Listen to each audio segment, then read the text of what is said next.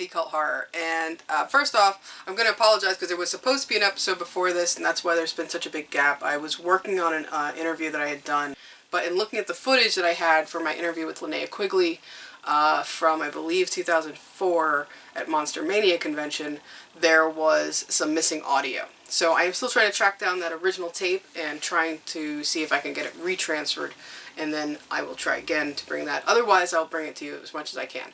So, something for the future. But for right now, I have for you the interview I did in 2003 at the Horrorfind convention in Baltimore, Maryland, with the one and only Doug Bradley. This was a big deal. Doug Bradley's kind of horror royalty, so it was a great opportunity. I was so thrilled that he agreed. Of course, Doug Bradley, if the name doesn't ring a bell, is the iconic pinhead of the Hellraiser series, also in other collaborations with Barker. He worked on Nightbreed. They did theater together. It was a real joy to be able to sit down and talk to him. I've seen him at many conventions before that. He was always very kind to the fans and very well spoken at Q&As. So when I got the opportunity, I was really excited for this. What the coincidence was that apparently right around the time that I asked him at that same convention to do an interview, a writer for a magazine had asked as well. So he asked us to kind of join forces and do the interview together, which was fun. We sat behind his table. He would do a couple of autographs, take a couple of photos with fans, and then he would turn to us and say, okay girls, what's the next question? And we got to kind of interview him together, which was fun. It was a great conversation. It's a short interview, but I hope you guys enjoy it. So without further ado, here is my interview from 2003 with Doug Bradley. Whenever you're ready. Hi, I'm Doug Bradley, and here we are. It's not a very busy Sunday at Horrorfind Convention in Baltimore. In case you're not certain, I'm the guy who played Pinhead in the Hellraiser. Were you a fan of horror films before doing Hellraiser? Yeah, very much so. As a teenager, before I knew I wanted to be an actor. And it was very much the guys who played the monsters that turned me on to horror. Boris Karloff, Vincent Price, Christopher Lee, Peter Cushing. They were my heroes in the genre before I got to be part of it myself. When I became an actor, I didn't have any specific ambition to get involved in the genre. Now I am. It's cool. What was your acting training as far as your background? I really didn't have any formal training. I had always been involved in acting whenever I could. Started to get serious about it at high school, and then after university I was involved in Fringe touring theatre company with Clive Barker. So there was a straight through line there into the Hellraiser movies. I didn't get any formal training. And with Clive, did you get to work on many of his plays and things like that beforehand? Yeah. I played the devil in the History of the Devil, Frankenstein and Frankenstein in Love, Bugs Bunny and Secret Life of Cartoons. How was he different working with him in theater and then working with him on a film? Well, not really that different, apart from the obvious differences in different medium, different approach, different rehearsal in the theatre being a very specific time period, which is not the case with movies. But in terms of working with Clive, in terms of relating as individuals, not really any different. And as far as you making the transition into film, was there a bit of a time where you needed to kind of work on it more or get used to the differences or the training? Well, you're always working on it. You never reach a point where you feel either with theatre or working for the camera that you're on top of everything. Hellraiser was my first movie, so it was a pretty steep learning curve for me, because not only was I having to get used to being on the movie set and how all that worked, I also had this makeup, contact lenses, costume and all that stuff to to deal with as well. So it's a crash course. So you had a pretty tight budget on the first Hellraiser film, it being everyone's first venture kind of at that point. How kind of, if maybe primitive, the effects and the makeup were compared to later films that you had to work on? Did it seem at the time that it was kind of small as far as what they had to work with for the effects and the makeup? It didn't really feel, I mean, we had a reasonably respectable budget once New Line put money in, and they did put extra money in as we were going along because they were getting excited by what they were seeing in the dailies when they found their way from London back to Los Angeles. I never felt as though we were working on a cheap movie. It doesn't look that way on screen. The principal difference from Hellraiser to the later movies is that in the first film, nearly all the special effects are practical. They're done in real time on set. Of course, now so much of that is being replaced by CGI and green screen. And I kind of miss the hands-on practical in-camera effects. That's the principal change in terms of special effects. On the first film, how long was it to get through the makeup process before the day started? Early days with the makeup, it was taking, I would say, about 5 or 6 hours. So everybody was feeling their way with it. It's speeded up over the years. 3-4 hours. It's now settling at about 2.5 hours. It's getting better. Now, with the first film, I remember reading that you didn't expect your part to be so big as Pinhead. That he wasn't as maybe designed, as fleshed out in the originals. Did that move on? I'm playing, there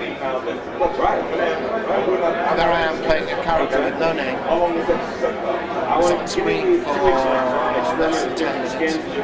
I think if you look at the credits of the first movie, you'll see the top play towards the end as lead satellite. So there was no reason at all for me to suppose that I was about to become this emblematic, iconic figure. Why would I? You would have needed a pretty substantial ego to think that. I was just going to work and doing my job. When the first film was done and everyone got to finally sit down and see it, how did you feel about the finished product? Delighted. I mean, I knew we were doing something really interesting, and but I got to see the film that confirmed it. How do you feel about the sequels to Hellraiser? I've been very happy about the sequels. I mean, inevitably, sequelitis kicks in, and things become slightly different when you're making sequels than when you're making the first movie, because everybody's aware of what's gone before. When you make the first movie, you just go ahead and make the script, which I think is the right way to make sequels.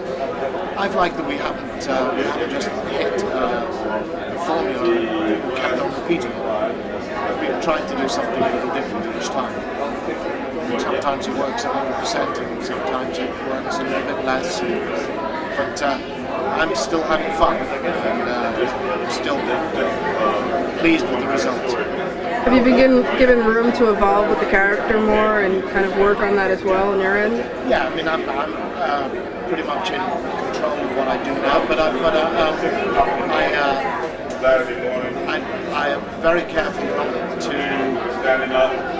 to give any impression on set that I can't be given direction, that I can't take input from the director. I mean, it's very useful.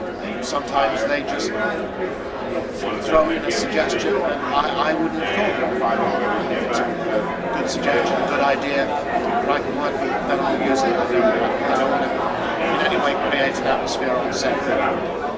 I'm Pinhead and I know what I'm doing, so don't come in. That's what as I said earlier, be an actor doing my job. From your point of view, I was wondering, what did the Cenobites mean to you? Like, what is that kind of the story behind them and all that? Personally, how do you feel about that? My own feeling in regard to Pinhead is that he lives in an emotional no man's land. The key line for me is, I think, in Hellbound, we have no more surprises. And that seems to me to be a pretty good definition of hell. I take it as a night to get up in the morning and make my way through the day being surprised, being made sad, being elated, being depressed, all that whole gamut of human emotions that makes getting up in the morning worth doing. For me to be in a situation where you don't have any more surprises would be to be in hell. In my head, that's when Pinhead exists. And I've always envisaged them as although they are demons, they have a kind of monkish existence. There's a quasi-religious element to what they do, to how they operate their lives. Pinhead is also, I think, very rule-bound, very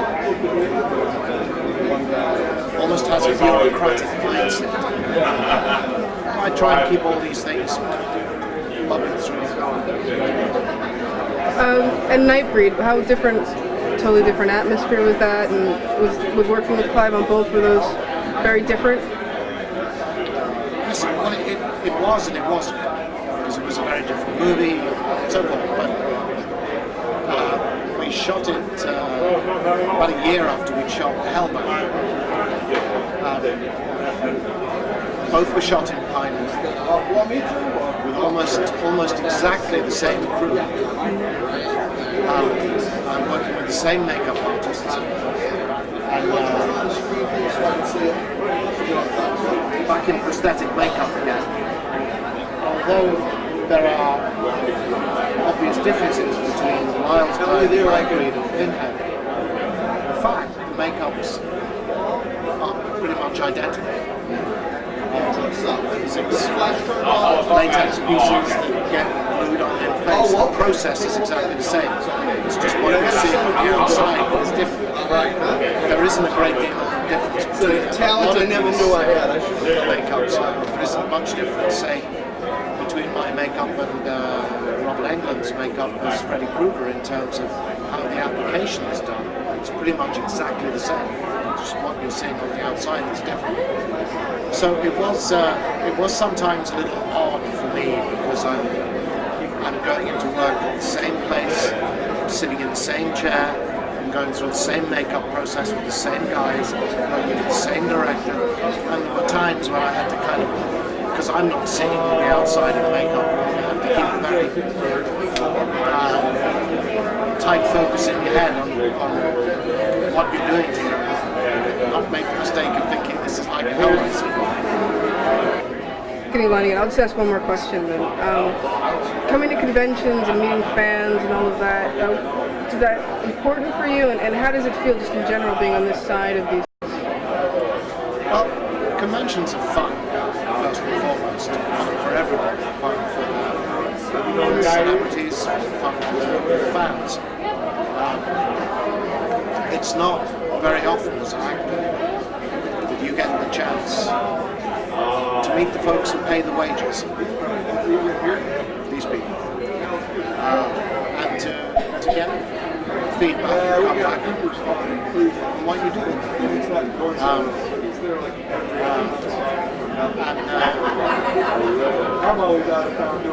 I get a lot out of it.